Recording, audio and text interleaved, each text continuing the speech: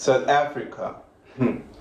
The historical context that South Africa cannot ignore. After World War I, Germany was in economic ruins. The Treaty of Versailles imposed severe reparations, territorial losses, and strict military restrictions. By 1933, unemployment in Germany had reached approximately 6 million people, about 33% of the workforce. This economic despair fueled national resentment, which Adolf Hitler exploited in order to ascend to power.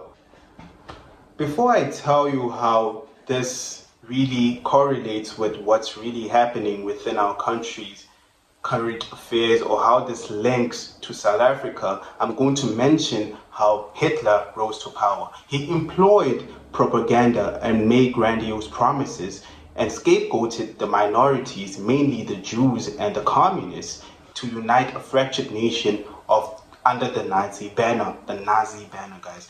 In January 1933, Hitler was appointed as the chancellor, right? So basically, during this time, it was a very concerning time within Germany, right? There were high levels of unemployment, inflation, and hopelessness within the country. Now let's continue and mention the Great Depression of the United States. High levels of unemployment and hopelessness in the country, and the economic downturn began in 1929 and worsened significantly, leading to an unemployment peak of 24.9% in 1933.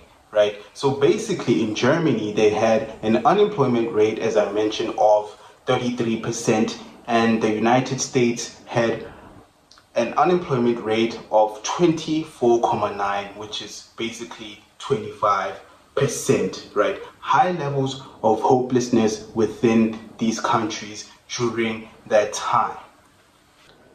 Now, during that time in Germany, there were high levels of inflation, including the United States. As I mentioned, the United States and Germany, there were high levels of inflation, there were high levels of unemployment, and there were high levels of hopelessness within that country. Now, how does this correlate with our country, South Africa?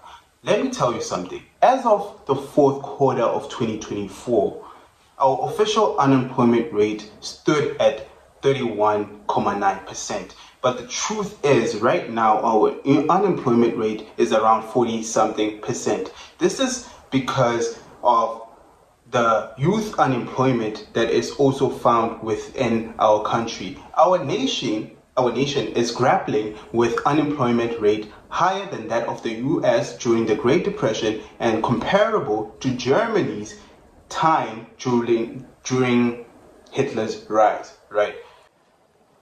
Look, guys, such economic instability often breeds or leads to desperation, which also leads to increased crime rates, including child trafficking, armed robberies, and hijackings. This is coupled with our declining justice system, right? We can see that our justice system is declining, looking at the fact that young girls are not even getting justice for whatever is going on to them when no one is looking.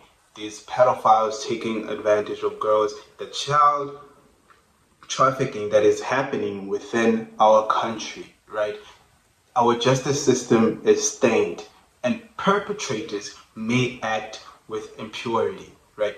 Inflation is also on the rise. Look, small businesses, right, are going to struggle because of this inflation. In fact, they are already struggling, guys. Retrenchments are becoming more and more common. The average citizen continues to bear the brunt of these challenges, right?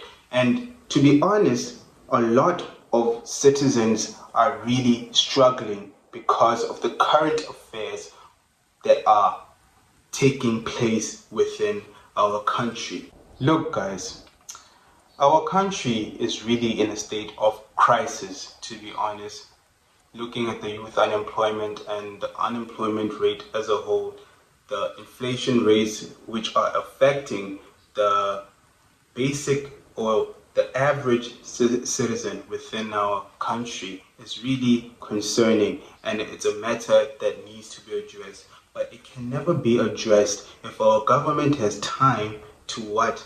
To legalize things like weed and allow these propaganda media machines to push a degenerate message, which is to drink, smoke, and party and focus on the next weekend, because when you do that, it's easy for them to control you. You see, guys, if you're not sober, to be honest, you cannot really focus or know the current affairs within your country, right?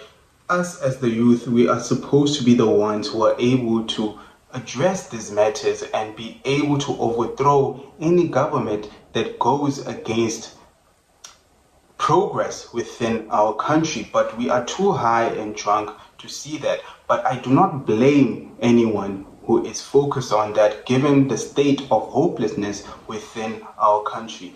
But before I end this video, I'd like to ask you this question. Is our government genuinely striving to liberate us, or are they merely serving the interests of these billion-dollar corporations, while the average citizen fights to survive within the ruins?